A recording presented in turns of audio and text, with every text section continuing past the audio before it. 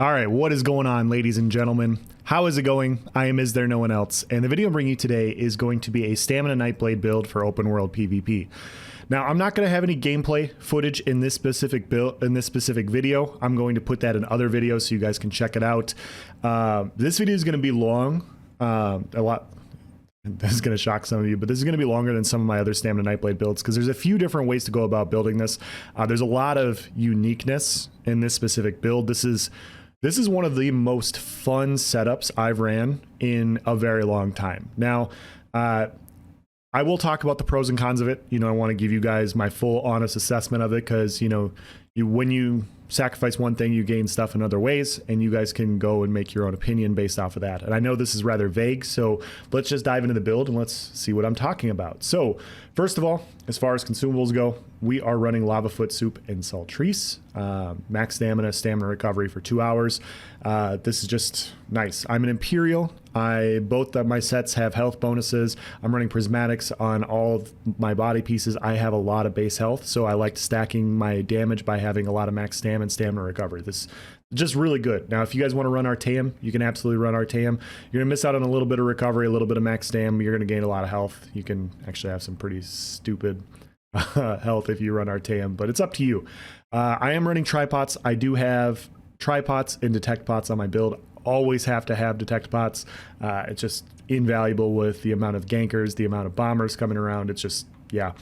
Now, the first thing I'm running the Titanborn's Maul charged with a shock damage enchant. Now, the reason I'm running this way is Titanborn's 2-piece.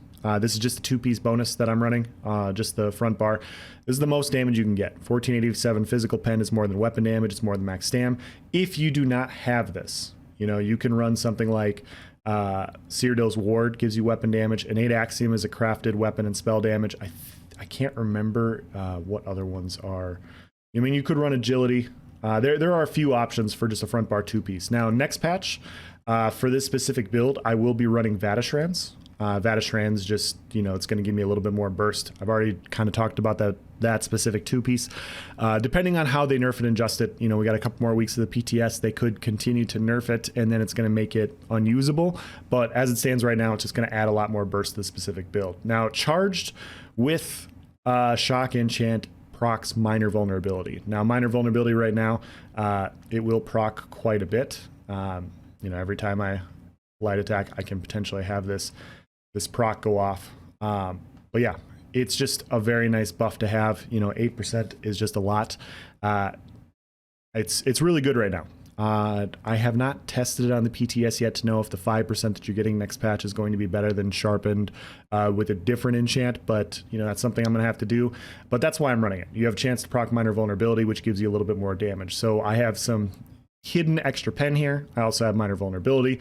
Very, very nice for a 2-piece. Now, I am backbarring 5-piece Arcasis. Now, I think this set is a lot of fun. This set has a lot of utility in a bunch of different classes. A lot of fun utility in a Nightblade, and I'm going to talk about that here. But I'm running the bow, chest, and 2 rings. So I got 2 rings, the chest piece, and then the back bar bow. We're just backbarring this set. So as you guys can see, max health, armor, max health. Like I said, health bonuses. That's why I'm running the other food that I'm running. And then 5-piece. Whenever you drink a potion, you and 3 group members gain 43 ultimate. This effect can occur once every 30 seconds. So every 30 seconds, we have 43 ultimate. This has a lot of utility on a bunch of different classes.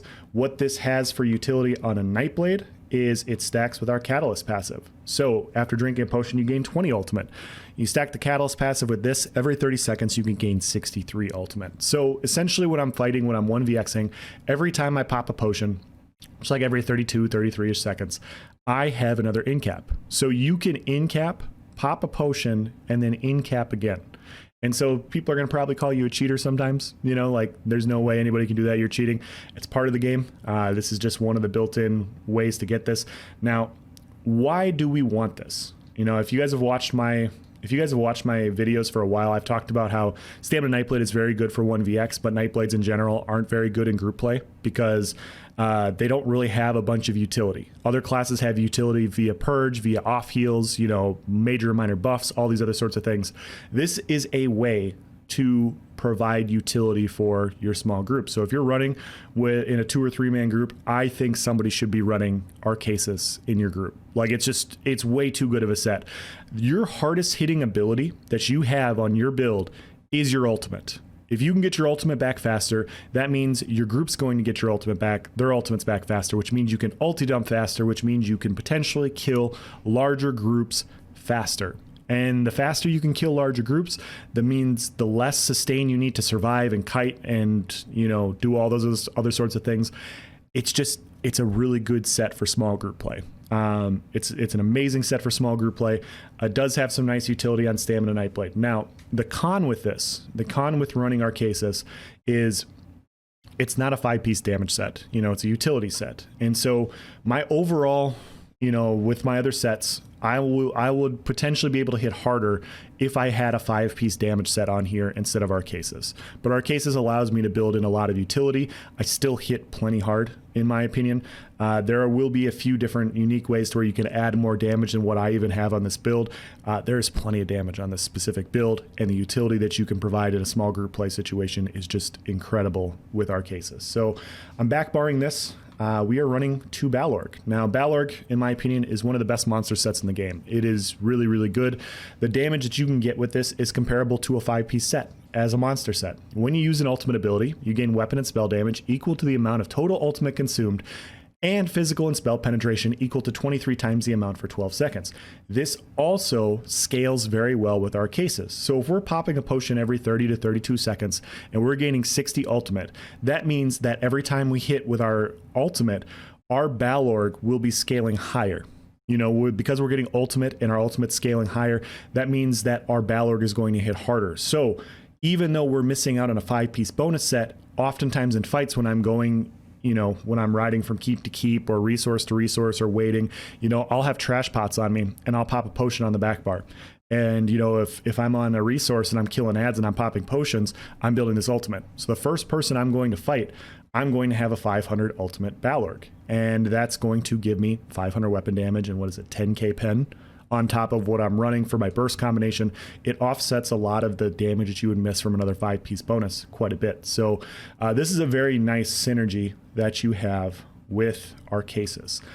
So now you're seeing that we're synergizing 2 different sets. You know, we're scaling these other sorts of things. I'm sure you guys can already guess what the other set that I'm running, Clever Alchemist.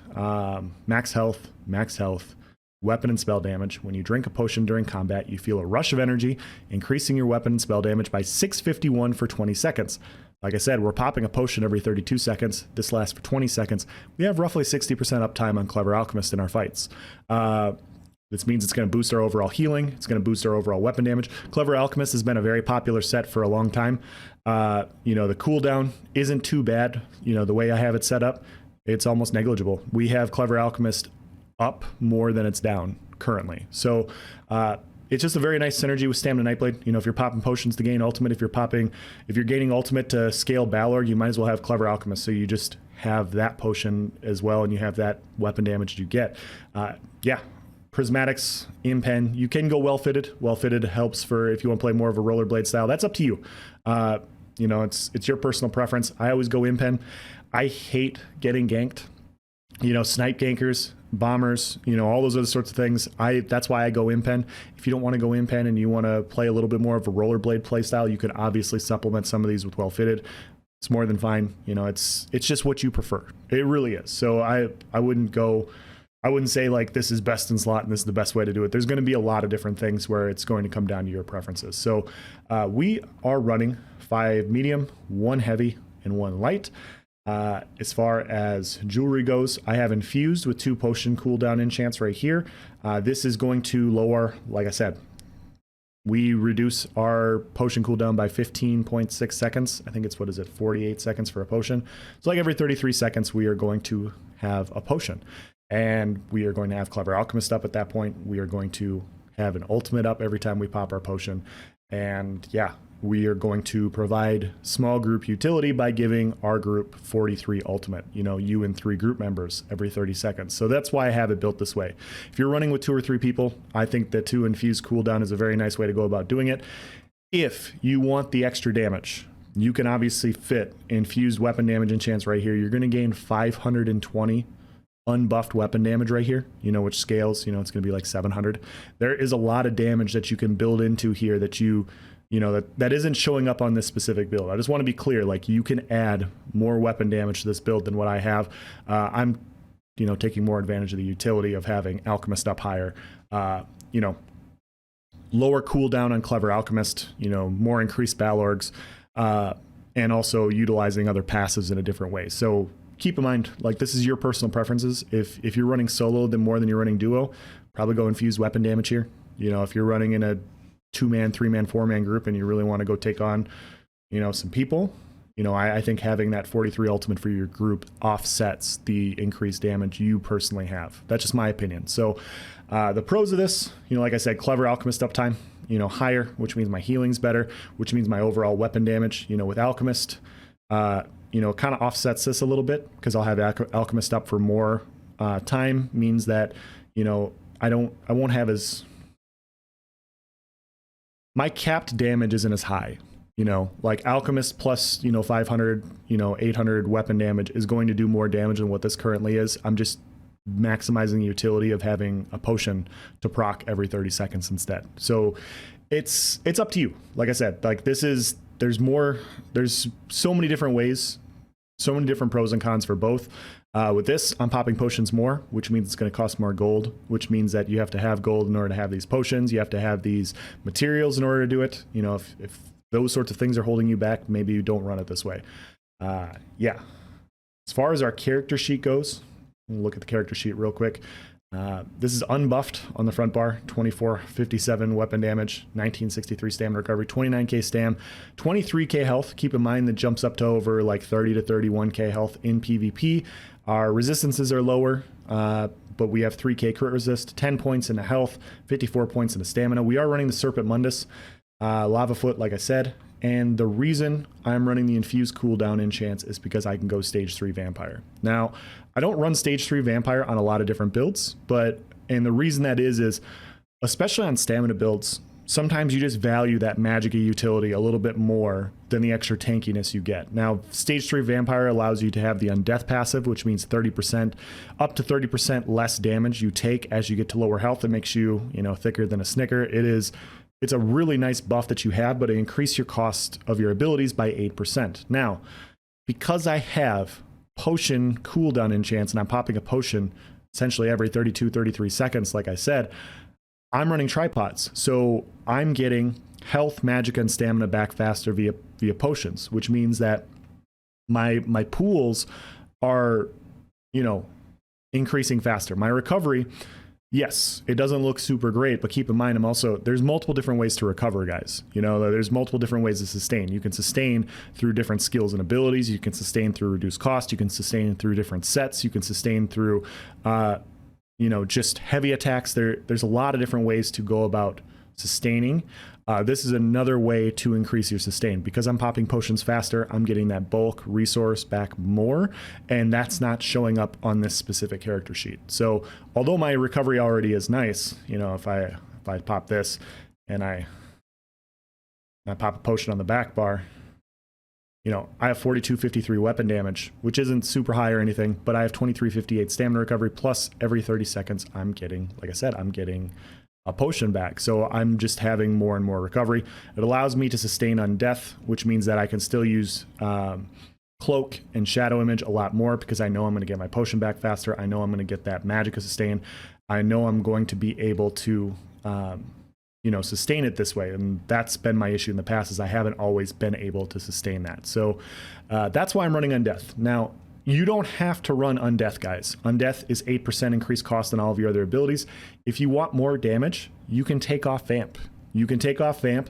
You can switch from Serpent to Warrior, and you can add another 250 weapon damage. So if you guys have been doing your math, you know, you have 2 enchants on your jewelry that you can adjust, and you have your enchant here that you can adjust, or your Mundus that you can adjust. You can get over 1,000 weapon damage more than what I'm currently running if you so choose. Now, yes, you know, you're not going to take advantage of the potion passive. Your Balorg isn't going to stack as much, but if your goal is to have a larger killing window and kill more people, that will allow you to have a little bit more burst. Like it's 1,000 more weapon damage, guys. You're going to have quite a bit more burst than what I currently have. I think this is pretty solid. You know, like I said, I'm building ultimate rather quickly. You know, right now, every time I pop a potion, you know, every 2 to 3 minutes, you know, if I'm riding from keep to keep to take resources, if I'm waiting and I have trash pots to pop a potion, I'm just gaining 60 ultimate every 30 seconds. So that first person I hit is going to have a 500 ult battle org, and they're going to take a ton of damage. So like I said, you saw 4256 weapon damage. It jumps over 5k once I hit my battle org. Keep in mind also, as far as the skills go, like I said, I have minor vulnerability on the front bar also. So I have 8% there. As far as the skills go, Executioner, Camo Hunter, Minor Berserk right here, Rally, Relentless Focus, Surprise Attack, Incap, Temporal Guard, Resolving Vigor, Reaper's Mark. Reaper's Mark gives us Major Breach, reduces your physical and spell their physical and spell resistance by 5280 for 20 seconds. After a marked enemy dies, you heal for 18,112. This scales off your max health. So when we're in PvP, this is actually over 20k. That's another way to survive. I think this skill is amazing. You know, Minor Berserk or Major Berserk, I wouldn't look at too much. You don't get to utilize that a ton. It's more about, you know, Major Fracture, Major Breach, and the heal. Now, I've done some tests where I've compared Master's Bow versus Major Fracture, and Major Fracture gives you more damage than the Master's Bow. But I've talked to Grim Hollow about this quite a bit in the past. If you guys have watched our duo streams, if you've seen anything like that, talking on each other's channels, it comes down to your personal preferences. You know, this is going to give you a little bit more damage than Venom Arrow or Poison Injection. Venom Arrow allows you to interrupt from range. So if you're 1vxing and you're dealing with somebody Dark Flare spamming, or if, you know, there's 5 or 6 people and you knocked a body down and they're trying to revive, you can interrupt at range. You can interrupt snipers at range, Dark Flare, people trying to dark deal away from you. You can interrupt those guys. And the utility of Venom Arrow is quite nice, and it's very beneficial. This just allows you to stick in it a little bit more. You hit a little bit harder on your in-cap spec bows. When you kill somebody, you get a tremendous amount of healing. Like I said, this is 18,000 outside of PvP. This is over 20,000 in PvP. It's a very nice heal once you kill somebody. So yeah, it's your personal preferences. It's what you want. Poison Injection, obviously, you know, you have that scaled execute on the burst and on the dot damage, a little bit more pressure. You guys can run what you want. You know, I'm not saying one's better than the other. It's your personal preferences. Shadowy Disguise, Shadow Image, and Leeching Strikes. Now, you can take off Shadow Image if you don't like it, and you can put Shuffle here. You get a little bit more damage mitigation that way. You know, Shuffle is never a bad skill to equip. It's never bad. I just think Shadow Image is better. But some people don't like running Shadow Image. So if you want to be a little bit thicker against a lot of ultimates, you know, a lot of ultimates are AoE based. You know, Major Evasion is a very, very powerful buff.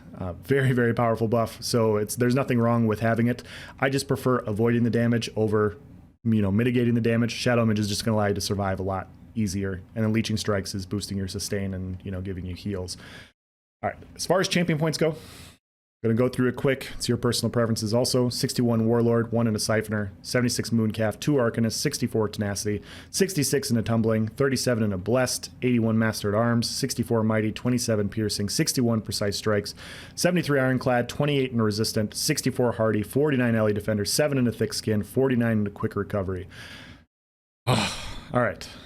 Now, why do I like it set up this way? Well, when I PvP, I like to have a more well-rounded build. I like to have a build that's more well-rounded against multiple people. And so absolutely, you know, you can go weapon damage enchants. If you're playing solo, I really recommend, you know, switching those cooldown enchants to weapon damage to boost your overall max damage. But me having it the way I have it, it allows me to run on death. And because I can run on death, it means I have 30% damage mitigation. So when I jump into something and, you know, I go to kill somebody and, you know, they start hitting me with, you know, any sort of AoE thing to pull me out of stealth, it just allows me to stay alive longer so that I can get my heals up and all these other sorts of things. I like builds to where I can survive in multiple different ways. Because I'm running a bow and because I have a lot of recovery, I can survive single target builds through dodge rolling, you know, avoiding damage via cloak, dodge roll, all these other sorts of things. If I take damage, I have 30% damage mitigation that way. I have very high uptime on Clever Alchemist, which means that my healing is going to be quite nice as well. Yeah. you know, if I'm fighting the only problem with this specific setup is you're going to take increased fire damage. And so if you're dealing with mag decays, you're going to have to rely on your shadow image and your cloak a lot more, which is fine. You know, like you're going to have potions more. You're going to be able to sustain your mag quite a bit more because you're popping a potion every 30 seconds. If you're running single target builds, you can obviously dodge roll a lot. You know, you can have those sorts of things. And like I said, you know, you just build a lot of damage. Now, if you look at the character sheet, you know, my weapon damage isn't super high. I'm running like 4257 with a 500 ult Balorg. I'm around 5k weapon damage, but there's a lot of hidden damage in this specific build. Like I said, I have minor berserk right here. So I have 8% more damage. I also have minor vulnerability on my charged enchant, another 8%, which they're both getting nerfed to 5% next patch. I also have surprise attack. When I flank somebody from stealth, I reduce their resistances by 5%. I also have Reaper's Mark, which is 5280 physical and spell, you know, reducing their giving them major fracture and major breach. I have all this extra pen. I'm also running Titanborn on the front bar, which is a little bit more pen as well. Although my weapon damage and max stam isn't high, I'm still hitting hard for these reasons. Also, like I said, I'll show you guys this real quick. But if I hit this guy, and I proc this, I hit with my incap, I hit with my spec bow. If I go to my back bar and I pop a pot, you see I already have my incap again, and I can hit my incap again. So you can literally rattle off 2 incaps in a matter of a couple seconds with this specific setup. Which means, you know, you take advantage of the incap passives. You do 20% more damage for 6 seconds. Because you have incap up more, you're going to do 20% more damage. Now, rough numbers on a lot of max spec builds, you know, if you look at stuff like Essence Thief, you know, Essence Thief has that 10% damage.